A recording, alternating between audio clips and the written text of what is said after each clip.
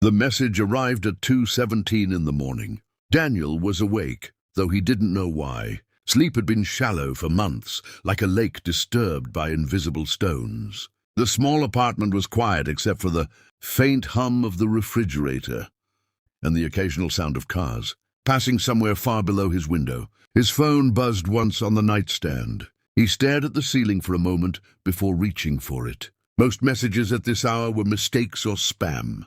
Still, curiosity nudged him. There was only a link. https u2.b md9g66qxyui. No name, no number. Just the link. Daniel frowned. He almost ignored it. But something about the silence of the night, the strange timing, and the emptiness of his life made the link feel heavier than it should have. He tapped it. The video opened. At first, it showed nothing but a dim street under a weak yellow lamp. The camera shook slightly, as if someone were holding it with tired hands. The wind rustled through trees somewhere off-screen. Daniel leaned closer. The street looked familiar. Then a voice spoke, soft, careful, almost trembling. "Daniel, if you're watching this, it means the message reached you." Daniel's breath stopped. The voice belonged to someone he had buried in his heart years ago. Emily. His chest tightened. The camera slowly turned, revealing a park bench beneath the streetlight. The same bench where he had once spent endless evenings talking about dreams, fears, and impossible futures. Emily stepped into the frame. But she looked different, thinner, paler. Her eyes carried a quiet sadness that hadn't been there before. Daniel whispered her name without realizing it. The video continued. "I know this might feel strange," Emily said gently. "You're probably wondering why I'm sending this after all this time." She paused, looking down at her hands. Daniel's mind raced. The last time he had seen her was 6 years ago. 6 years since the day everything fell apart. 6 years since the accident. "I tried calling you many times," Emily continued softly. "But every time I picked up the phone, I couldn't do it. The wind blew through her hair. I was afraid you'd hate me." Daniel's fingers tightened around the phone. Hate her? He had spent years blaming himself. The night of the accident replayed in his memory like a scar that refused to heal. The rain, the headlights, the sudden screech of brakes. Emily had been in the passenger seat. After the crash, she disappeared from his life. Her family moved away.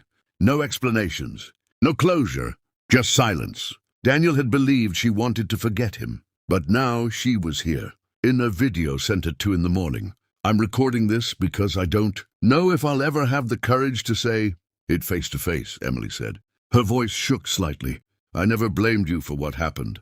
Daniel felt something inside him crack. For years, he had carried the weight of that night like a punishment. He remembered the hospital lights, the doctor's grave expression, the weeks he spent wondering if Emily would ever walk again.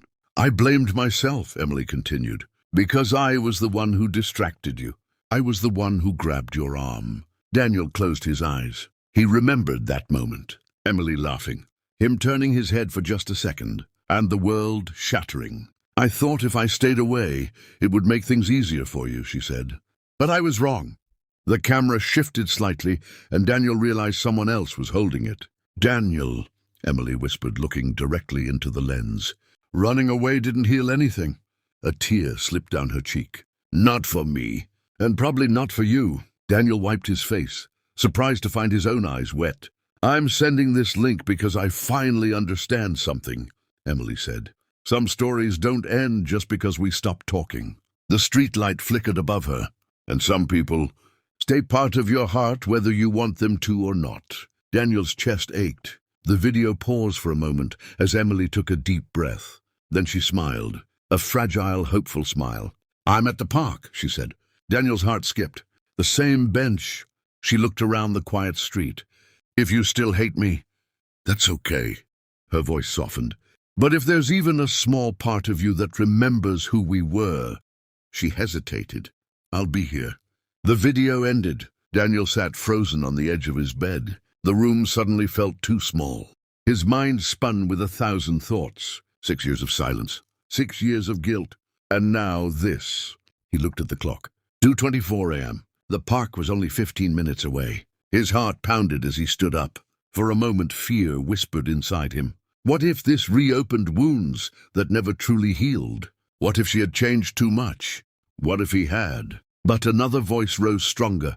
What if this was the chance they both needed? Daniel grabbed his jacket and rushed out of the apartment. The city was quiet as he drove through empty streets. The road lights streaked past like silent witnesses. His mind replayed every memory of Emily, her laughter, her stubborn optimism, the way she used to squeeze his hand when she was nervous. He pulled into the parking lot and stepped out. The air was cold, and there, beneath the same yellow streetlight from the video, was the bench. Emily sat there. For a moment, Daniel couldn't move. She looked up slowly. Their eyes met. 6 years collapsed into silence. Emily stood. Daniel walked toward her, each step heavy with memories. They stopped a few feet apart. Neither spoke at first. Finally, Emily whispered, "Hi." Daniel let out a shaky breath. "Hi!" The word felt strange after so many years. They studied each other. Time had changed them, but something deeper remained untouched. "I didn't think you'd come," Emily admitted. Daniel gave a small, sad smile. "I almost didn't." The wind moved through the trees again. Emily glanced at the ground. "I'm sorry," she said quietly. "For disappearing."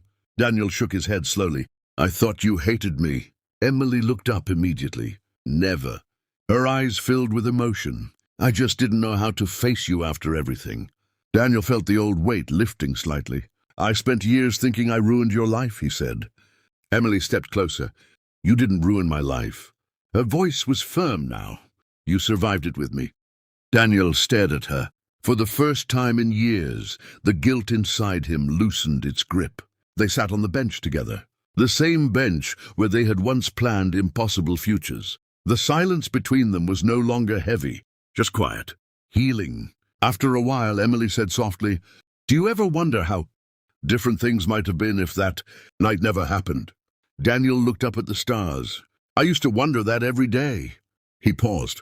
"But now I think, maybe life isn't about avoiding broken moments." Emily turned toward him. "Maybe it's about what we do after them." Emily smiled through tears. "That sounds like the Daniel I remember." He laughed quietly. "I'm still figuring things out."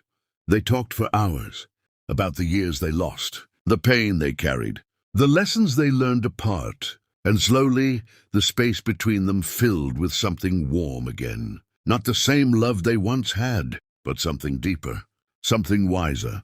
As the first light of morning touched the sky, Emily looked at him.